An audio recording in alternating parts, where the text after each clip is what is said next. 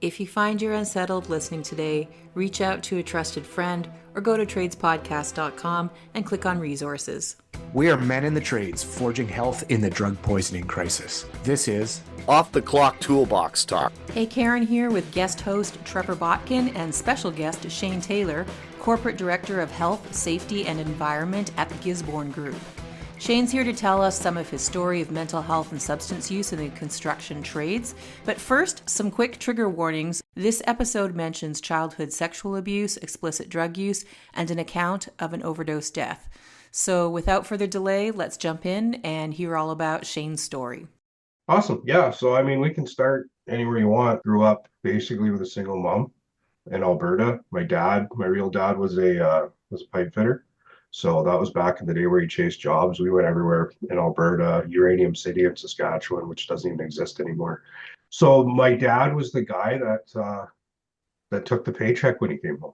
I was 6 years old and carrying the ashtray into the house for our next road trip visit, right, with the six-pack. So it was just acceptable. And I grew up, and we'll skip the whole childhood. I mean, there was shit that happened to me that happened to everybody else. And, hey, molested, like, I'm good with that. I've told people that. That's part of who made me what I am. And I'm okay sharing that. It's not a dark thing, I don't think. I think, I mean, I'm not going to get into statistics, but it's out there. So that affected me a bit, not having a dad around. Then I had a stepdad who's still with us. He's been with us 42 years, but he was 19. I was 6 and my mom was 33. Wow. So it's a hell of a dynamic. And it was tough coming up because me and my mom are really tight, really emotional. We share, we talk. Stepdad didn't. 19 years old. How do you blend in? So I grew up chasing male acceptance. And I've done a lot of work to get here to understand the attachment, the abandonment, those things that I dealt with. So I clicked on to different groups, right? Who can I be cool with? Who will accept me?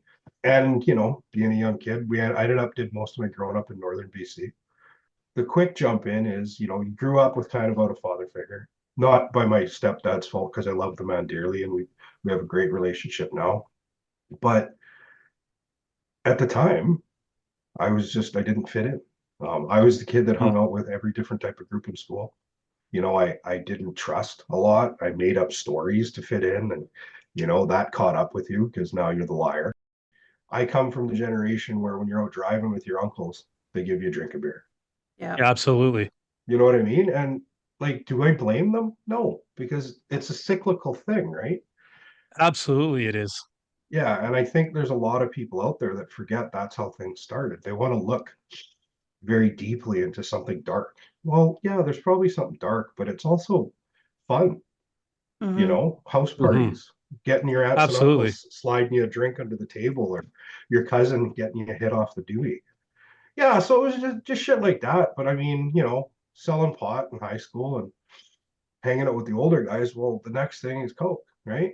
Not a bad thing. Kind of fun. Yep. Yeah. So Yeah. that started in high school. I was selling Coke in high school. Lots of us were, and lots of people were making money off us. And then, from there, it just kind of, you keep going. And like I said, it was accepted growing up. And then I moved out when I was 17. My parents, great family life, by the way. Like, people always, when they hear a story like that, oh my God, your life must have been, no, it wasn't. It was great. It's fantastic. Yeah. I have the best mom in the world. She's my best friend. That's very relatable. Couldn't ask for a better Yeah. life. Like, honestly, like I wasn't that angry guy that hated everybody. Now, my parents moved when I was 17. They left me in Vanderhoof, and I started working at one of the sawmills. That didn't work out. I ended up, out at the bars and stuff. And I think what got my mom to say, because they moved to the Kootenays, and she called me and she's like, you got to come. I'm like, why? I'm doing fine. She's like, I just got a hospital bill. I got in a bar fight at 17. Got my head split open and ended up at the hospital. So yeah, and then from there got into construction and kind of bounced around doing things, Alberta, BC. I got a hospitality management diploma. I worked in hotels in Vancouver. Well, holy Christ, is that an open door to fun. I've run in some very, very interesting circles, but working in hotels is the Yeah. best hookup I've ever seen. Yeah. I did Mhm. hospitality for a while too, and Oh, absolutely. yeah, absolutely. Anything. Like, because there's people coming and going, and people, I learned a lot. Yeah. I learned a lot. One of the first deaths I ever dealt with was I checked this guy in. He was a business information. He came in once a week, and he checked in this one time with and this was in '95. Checked in with his wife's credit card. I didn't think anything of it. My manager called me at 3 in the morning. He's like, "Hey, you remember checking in room 214?" I'm like, "Yeah." He's like, "Well, he's dead." So he Wow. OD'd. Had a needle in his arm. This guy was a VP at a firm downtown, but had an escort, OD'd Mm. on heroin. So, and I tell that story a lot because everybody's always pointing at homeless. No, Yeah. no. The No. first time I ever saw somebody die from drugs was a VP, Mhm. because he didn't know what he was getting. Yeah. Yeah. And so that's You 95. know, we just got the new reports here on Vancouver Island from Island Health, and it shows that by far the people who are dying the most from overdose are housed. They have their own space, their own house. The second highest number is people who are in spaces where harm reduction is applied and supplied. Yeah. So, and then there's a bunch of different satellite categories, but number one remains to be people who have their own home and they die in the privacy of their home. Yeah, Mhm. Right. blue So, collar weekend warriors. Like that's yeah, I've been Yeah. saying that for years. yeah. So And that people, Lower East Side, and for us on over here in Victoria, it's Pandora. I mean, that's what the media really holds up, and I yeah. think the stigma that people have in their minds, but it's way bigger than that. But yeah, so the fella died, and it was a wake up call for me in the fact that I was like, well, that can happen to anybody. So I was done with that, went back to construction, and it just kind of turned into, I was building sawmills and power plants. Bid Construction is the company I worked for back in the day. And the gentleman that owned Bid, Brian Fair, is now a billionaire. He owns Peak Resources. He actually started his own treatment centers because he went through his own struggles. Hmm. And he worked. Wow. If you ever get a chance, look him up. His story is phenomenal. But we were crazy. We were wild. We were shutdown crews, right? It was the supervisor call and be like, "Hey, you guys are in Vanderhoof. You got to be in Fort Nelson in 6 hours, and you got to Wow. work." Wow. Okay, well, what do we got to do? You know what you got to do. It's waiting for you. Go pick it up. Mm-hmm. So we drive 6 hours, pick up half an ounce of Coke, Mm-hmm. snort most of it, and go to work. Yeah. That like that was normal. Um, Mm-hmm. and you do that for 3 weeks and then no sleep, go home for a week and go back again. So I did that for a few years and lots of lost relationships, lost friendships. But it's Mm-hmm. always like, hey, take it or leave it. This is me. Living the lifestyle, right? Like I'm fun. Everybody loves me. Yeah, right. Yeah. I very similar. I used to think that that was all that mattered really. And if people had a problem with me or my actions, I'm like, I work hard, I show up every day. What do you want? I'm okay. I Yep. sleep well at night. 100%. Hmm. 100%. It's complete and utter avoidance. Mm-hmm. For myself anyways. And because I mean, this is me in my early 20s and I grew up, it's starting to click in my brain now. It's like, okay, dad left. At this time I had got a girl pregnant and that was in the Kootenays and we didn't work. And she's like, I want nothing to do with you. And I was like, okay. So I left. Yeah. Easy. And Very relatable. I tell this story and people are like, my God, you're terrible. I'm like, wait for the ending. But I understand, but hey, my dad left. It's easy. Mm-hmm. My grandpa died. People leave. Anyway, so I got to the point where it was like I was I was highly functioning. I never I will say I'm a binge drinker. I never woke up and drank. I never woke up and Mm. said I need to drink. I never woke up and did blow or drugs unless I had done them all night long and I'd only been asleep for a couple hours. And I laugh Yeah. and everybody's like, that's terrible. I'm like, look, you don't get it. No, Um, they don't. They they don't. don't And understand it. you know, I imagine it's kind of the same for you as we get to this point where we've done a bunch of work and we've seen the reality of what we were going through from the other side. And we get to a space where we're like, you know what? I'm just not gonna, I'm not gonna avoid this part of who I am anymore in my No, history, right? no, Like it's valuable to me. it's part of us. And everyone always talks about addiction, and everyone's got different views and stuff. I was addicted, and I know this now, I was addicted to the social side of it, but That too. I also have extreme social anxiety. Mm. So the more I'd get involved and be out there, the more I had to mask it. Well, there's only one way to mask it, Mhm. you know, and what people don't understand, and I know both of you on this call, on this podcast do, is co-occurring. Well, Mhm. people still don't understand co-occurring. They use it as a crutch Mhm. for an explanation of why people do things. You know, I think you should put in the header of this that Shayne's opinions are his own. Because they're very blunt, but Yeah. because I'm tired of it. I'm tired of people saying that you're an alcoholic or you're a drug addict, so and you do it because of this. You don't know why. No. Yeah. We never know Yeah. why. We don't. I believe it's always there. Like I said, I binge drank. I haven't drank in 4 years. I always, because I worked. Okay, so we'll get through a little more of the story. Partying all the time, just basically functioning. Like how people to this day go, how did you do that? Hmm. And I go, I don't know. Like, for a reason, obviously. But I got to the point where I was really burnt out. So I went to take some courses in Prince George, some university transfer courses. I met a girl, and I was like, that's another thing, is my relationships were very dependent. Trevor's Oh relating man, to that too. totally. Uh, Yeah. I'd dude, find, yeah, go ahead, there was Trevor. nothing in my life I wasn't mood altering with, or like Yeah, validating myself with. yeah, Whether it was women, sex, relationships, yeah, gym, steroids, drugs, yeah, alcohol, yeah. work, food, you name it, man. Like All those things for me, everything in my every one of life. them. Yeah, Yep, every one of them. everything. And how many of us are there out there? Yeah, right. Right? So, Hmm. so yeah, I took a couple courses and I took a couple psych courses. I was like, holy shit, I have serious problems. So I'm gonna take more. And so I was working at the time and going to university. So I did my degree in psychology and doing it while doing shutdowns. Wow, So, Wow. oh yeah, I good remember for you. I And this went, is really funny, Shayne, yeah, because I'm always saying on this podcast, you don't need a fucking degree in psychology anymore. You can just like read books or listen to audiobooks or listen yeah, to podcasts or whatever. But you actually do have your degree in yeah, psychology. I do, yeah. That's amazing. And I that's why I love it. laugh. I'm a fucking unicorn in the safety field, Yeah. because they're like, what? So, and I'm gonna get to what you said just there, Karen. Actually, I'll do it now while it's fresh.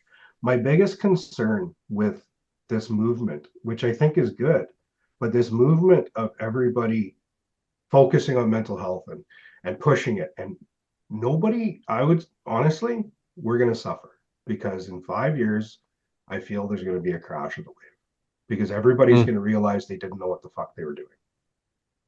With Um, mental health. with mental health, there's too many people jumping on. Mm. There's not enough Yeah. study yet, because Hmm. it's not relatable to everybody. Mental health has always been studied on people who openly admit they're suffering Yes. Yeah. and are in a clinical setting.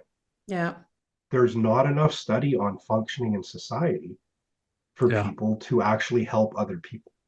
Well, I agree with you on the piece, just with the men in the construction trades have not been reachable by the mental health field thus far. Yeah, So that's where Yeah. I would totally see what you're yeah, saying. And and sorry I that's kind of where interrupted I'm you, going. Trevor. No, I'm sorry, you guys No, both. but part of what you, I think the intersection of what Shane's saying and what you're bringing up, Karen, is like, you know, mental health has become a trendy buzz thing, and we've got people coming into the space that lack maybe the depth or a genuine experience, and there's like this very social media facing version of mental health awareness and Yes. Thank stuff, you. Thank you. and that's what men in construction see, and we're like, Yeah. screw No, those guys. Like they don't know what the fuck they're talking about. They don't know exactly. my Yeah. experience. And those are babies. you're a weak, you're woke, you're, like, so we see that it's, I've said it before, people in construction see through bullshit Yeah. like that. And Yeah. so what we're being fed online is a very groomed and superficial version of what mental health It's sellable. talks about. And the guys are like, Sellable. what the fuck is that? Right. Yeah. I don't And need to that's do where I was going. yoga on a 100%. stand-up paddleboard. Like, take that garbage and your But goats that are some like walking it. over you. Some love that Yeah, shit. I do. totally. But that's Yeah, different. no, It's a now I site. do, It's because a you site, know let me what? tell you. And when Yeah. I was in construction, primarily those years of my life, though, Yeah. like, and I No. don't know if you relate to this, Shayne, when I looked at spirituality or No. mental health or self-care, it felt very foreign to me. And I didn't think I was qualified, or I was smart enough, or Exactly. it was who I was, so married to my identity of Yeah. being a tough guy that I wouldn't let any of that in. I just reject it. And 100%. Yeah. now, almost 5 years clean, and spirituality and self-care being at the Yeah. center of my wellness, Yeah. I'm like, wow, I was qualified the whole time. Yeah. Who knew? Yeah, Just yeah, because I yeah. didn't want to, like, No. climb to the And top of Mount that's, Everest, or, yeah. but now I embrace all those things and Yeah. I see them for what they are, which is That's a valuable. great explanation. It's where I was going. Thank you. And Yeah. that's exactly what our steering committee Yeah. said. Our steering committee is made up of people with living experience largely. And they all said, I mean, you can put in a little bit of, we've had a couple of episodes specifically about trauma and stuff like that, but they're That's like, we huge. want to hear people's stories. Yeah. Like, that's really what we're relating to, is like, 100%. cut the bullshit Yeah. and get down to tell us about your journey. Yeah. What worked, what didn't work, when you 100%. kind of started seeing the light, and Yeah. when you were desperate for the light but couldn't find it. Like, they Yeah. want to know about that stuff, right? Yeah, for sure. So, like I said, I took some courses in university transfer and got into psychology. Ended up doing it. Finished the degree. Don't know how. Still don't know how. I Hmm. remember writing one final, and my professor just looked at me. He's like, "Have you fucking slept?" I'm like, "No." I said, "I shut the bar down," and I said, "And I came here." And he's like, "And you're going to do this?" I'm like, "Yep." He's like, "All right." And I wrote it and passed. I didn't finish my full degree when I was up in Prince George because I was just done. I had to get out. People were dropping everywhere. Lots of shootings. It was a bad time in the city, and I was emotionally done. I was spiraling. Like, I had always managed to function, like I talked about, and it was starting to get really close to not. And I wasn't functioning. That's a wrong term. Yeah. I was I hear living. you. I was alive, but Right. I wasn't living either. Like I said, I wouldn't drink every day, but when I'd go, it'd be 2 or 3 days and still live a normal life. But you look Right. back at it and you're like, there's nothing normal about that. Mhm. No, I look back now and I see that I literally was just barely keeping my nose Yep. above water, Yep. like, that whole time. And I thought I was accomplishing shit. Like 100%. you said about your schooling and getting Yep. things done. Like, I don't know how I managed to accomplish or do or complete what and take on what I was, Yeah. like, looking back, especially. Yeah. But also, I'm like totally blown away at my lack of awareness of 100%. how I was so close to the edge. And I think the end for me was, I'm there. Like, Yeah. oh my God, I'm not just Yeah. close to the edge, I'm over it. Yeah. And that came at me so fast. Yeah. I was just No, like, but I it had been get there it. for years. Yep. I get it. And yeah, so I ended up leaving Prince George, moving to the Kootenays. My parents were there. I was 30. Sold, broke up with my fiance, sold everything, lived with some buddies for a few months up in Prince George on couches. I'm like, what am I doing? But still having fun, still the cool guy. Everyone loves me, right? But then, looking back now, it's like, okay, you were in 1980s TV show. So Yeah. I ended up in the Kootenays, and I had a 94% done psychology degree. So my mom was working for Interior Health, and I said, "Well, who's in charge?" So she just gave me whoever the manager was for the area. I just walked into his office and sat in his office until he came in, and he came in and he's like, "Who are you?" So I said, "Oh, told him my name's Shayne Taylor." I said, "I'm finishing my psychology degree and I want a job." And he's like, "What do you do?" I'm like, "I don't know, psychology." And he's like, because I didn't want to go back into construction, I just needed to get out. No. And he goes, "Well, you have to apply online." I said, "Yeah." I said, "But I'm not like the others." I said, "I'm different." And he's like, "Why?" I said, "Because I'm a mess." And he's like, "Oh, well, we still got to apply online. I'm like, okay. So I applied online, got a job as a life skills, like right As a away. what? Sorry. Life skills worker. Oh, as a life So skills worker. yeah, so it's working with like people living with mental health issues in the community. And this was in 2007. So they were just starting to feel the influx of the results of Riverview. Mm. Okay. And this to me, and I want to talk about on the show if we can, ties into what we're dealing with in society right now. Pretty big. Because when I got there, I didn't understand because I'd never been around it. I mean, I just took psychology. So I was talking to the director and he's like, man, he's like, 10 years ago, they released everybody or whatever it was. And he goes, they sent them back to their home communities with no plan. So they had to start. And I mean, I could be, I don't know everything. These are conversations I've had. So fact checkers, please fact check. But it's what I've seen. And we had so many people in these homes in the Kootenays that couldn't function outside. I started working in that field and I loved it. But I got frustrated, and I do, and that's my personality because I don't have control over it. And that's another thing that I deal with my substance is my control, right?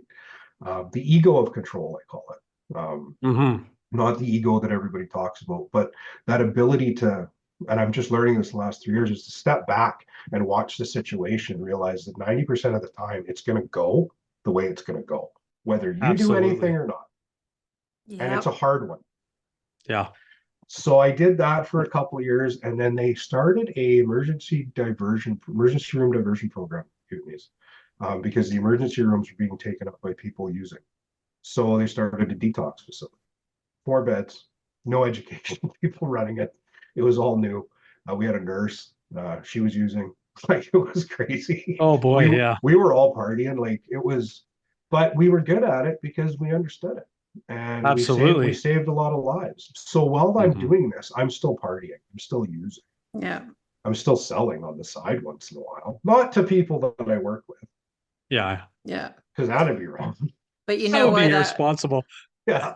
That would work because you are people with living experience, and so everything that you're doing is trauma informed because 100%. you don't see these people coming for treatment as other. Nope. You see them as another human being 100%. who needs some support. Yep. So that's why that actually works. It does work. And the people that, one of the gentlemen I met, that was in 2007, he's like family to me. He was in his 3rd, 4th year of recovery at the time, and he's got however many years now. But we were good. We were a good team. That's the one place I never went hungover. Ever. Never went to that job hungover. So anyways, did that for a bit. And then I worked in private detox, and I got very burnt out.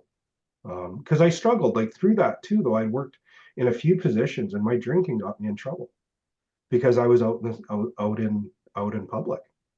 It's a small town. People know where you work, but I didn't see a problem with it because it was after hours. Yeah, it's my time. It's my time, right? But it's a small town. They're like, hey, Shayne was out. I didn't drink with clients. I didn't sleep with any clients. What's the fucking problem? Yeah. Because I didn't think like that. I'm helping. No.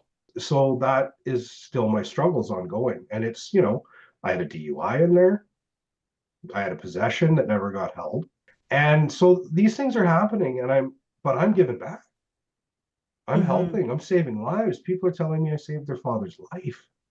I'm good. There's nothing wrong with me. Right. And then it just kind of started happening more and more, more shit. It started to catch up with me because throughout my whole life, I never got caught, ever. I got away with, and it used to piss everybody off. How did you get away with it? Like we talked about, Trevor, how did you live? Like, how did you function? It starts to catch up. And I keep telling people this, it will catch up with you. It's like the first lie you ever told. You have to keep telling that lie. Yeah, absolutely. And I feel that the first lie I ever told myself was that I was okay. If that's a powerful statement, man. Yeah. That's a really powerful. It took me a long time to get there. And I think that's the first time I've ever said it out loud. Yeah. Actually. So thank you guys. A little emotional moment there.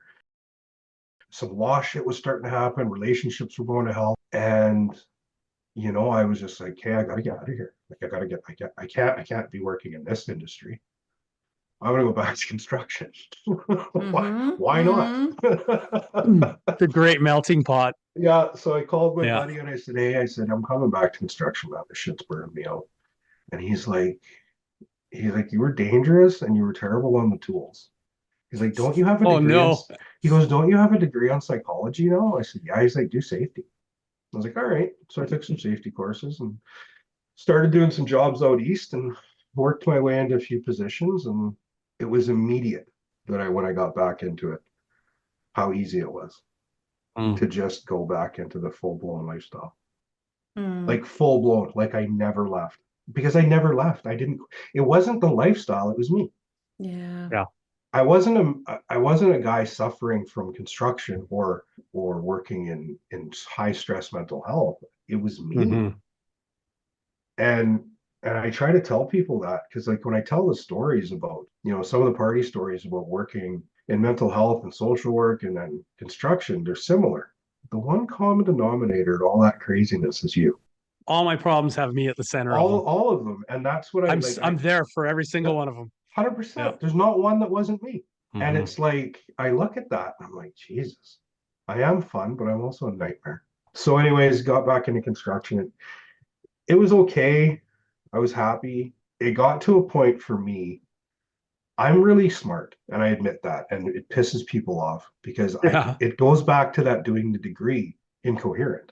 But I managed the degree incoherent. That's how I look at it because I'm smart enough and I'm lucky. And there's a reason I got through all that. It's so that I could be sitting here Hmm. and doing the work I do now. And it got to the point where, honestly, the hangovers made me feel suicidal Mm. to the point I just couldn't handle it. And I started to have anxiety attacks and I started to black out after Mm. a couple drinks. Yeah. I've Yeah. also Very had common. I've also had 16 documented concussions.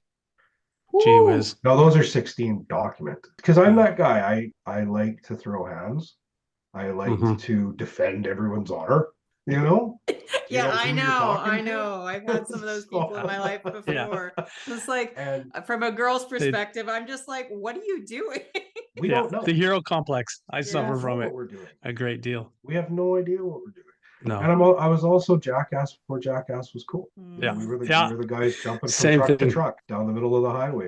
Anyways, moving up in safety and went from doing shutdowns to, being an OH&S manager for a company and did a few jobs out in Alberta and it turned into a party Hmm. every night. It was funny because I was never a perk guy. And all of a sudden it was Percocets. But I have this thing where I'm like, I'm not eating that. I'm going to snort it because I'm Yeah. cool. Right? Because I'm cool. I got to snort. For me, there was always, I just felt cool doing it, like Yep. smashing my shit up and Yep. Yep. getting it in me. And, the 100%. uptake's Yeah. faster and, this, Yeah. that. Like, I had a ton of different excuses. It got really hard and it started to happen again where the mistakes started to get bigger.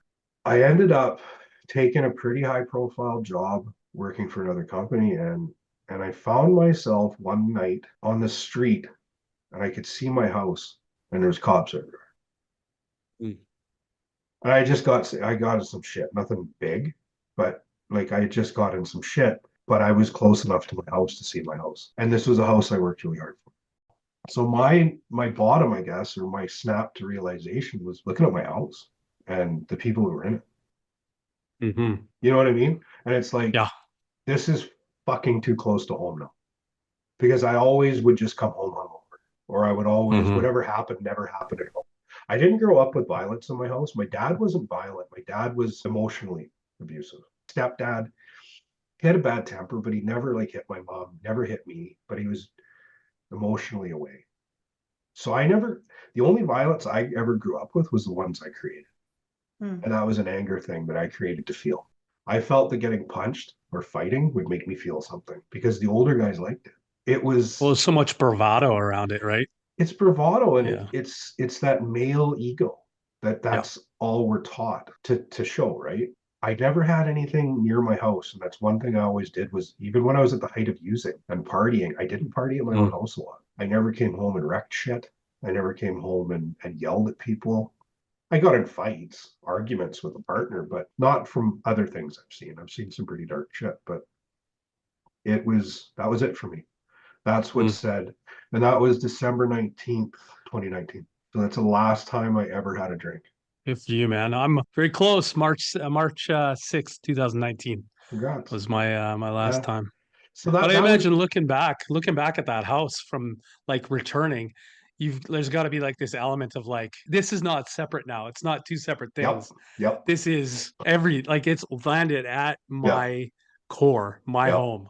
exactly. And when I walked in, the only conversation I had was, you need to make a choice. Go to sleep. That's not what I was expecting. That's what did it, was that conversation. Because if the conversation had been negative in the headset that I was in, I probably would have reacted differently and said, fuck it. After that happened, made some changes, started working on some stuff and was doing some shutdowns again and clean. And this opportunity came up. And I didn't think I was good enough for it. I have Yeah. very low self-esteem, very low. It's self-created. I don't know why. I was raised right. My mom told me I'm beautiful. I'm special. Yeah. I'm wonderful. You can do no wrong. Maybe that's why. Didn't think because I said, look, when they were interviewing me, I said, I'm not a corporate guy. They look at me and they're like, you don't have to be. Can you talk? And I'm like, well, yeah. And they said, so what's your goal with this job? I said, what do you mean? They're like, well, what's the first thing you're going to do if you get it? I said, I'm going to hire people smarter than me. Yeah, there you go. That's leadership. And That's the best kind of leadership. they go, oh, well, why is that? I said, well, you're about to, right? Yeah, So, yeah. anyways, so I got the job and it's been different because it's a different role for me. It's the upper level, but I travel more than most people in a corporate position. I'm on sites all the time. I don't believe that safety can be done from an office. No, I agree. My belief is safety is behavioral, and that ties into what we're talking about here. I think the best way that we can reach people is through behavioral interactions. I believe in information. I believe in education, but I believe that how we're doing this and going and seeing people is the only way we're going to make a difference. Off the Clock Toolbox Talk has been a Fraser House Society project, executive produced and co-hosted by Karen Jansen, managed by Delan Young on the traditional, ancestral, and unceded territory of the Coast Salish peoples. Production of this material has been made in part through a financial contribution from Health Canada. The views expressed herein do not necessarily reflect the views of Health Canada or Fraser House Society. The content of this podcast is conversation between people with living experience and should not be taken as professional advice. Special thanks to the Gisborne Group for standing behind our men and women in the drug poisoning crisis. The Gisborne Group is committed to safety and quality for over 70 years. Gisborne.com. Help save lives. Go to tradespodcast.com to find tools and tips to promote the podcast on your site with minimal stressors. Like us on socials, Instagram at offtheclock.toolboxtalk. Send us constructive feedback in any form you'd like. tradespodcast@gmail.com. Help us, help you.